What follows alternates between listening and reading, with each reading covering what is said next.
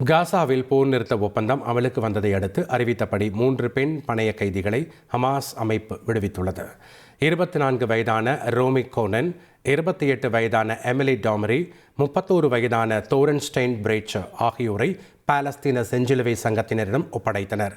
ஏராளமான ஹமாஸ் அமைப்பினர் சூழ்ந்திருக்க அனுப்பி வைக்கப்பட்ட போது காசா மக்கள் ஆரவாரம் செய்தனர். விடுவிக்கப்பட்ட பணைய கைதிகள் 3 பேரையும் பரிசோதித்த செஞ்சிலுவை சங்கத்தினர் நல்ல ஆரோக்கியத்துடன் இருப்பதாக தெரிவித்தனர். இதையடுத்து இஸ்ரேல் இராணுவத்திடம் ஒப்படைக்கப்பட்டனர்.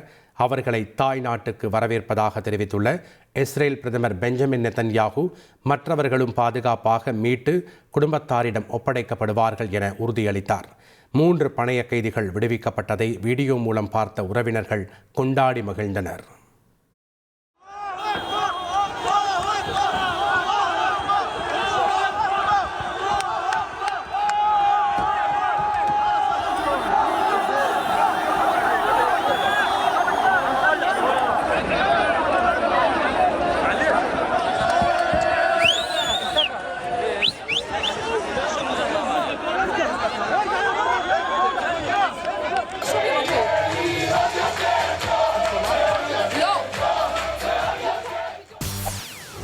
செய்திகளை உடனுக்குடன் தெரிந்து கொள்ள உடனே சப்ஸ்கிரைப் பண்ணுங்க.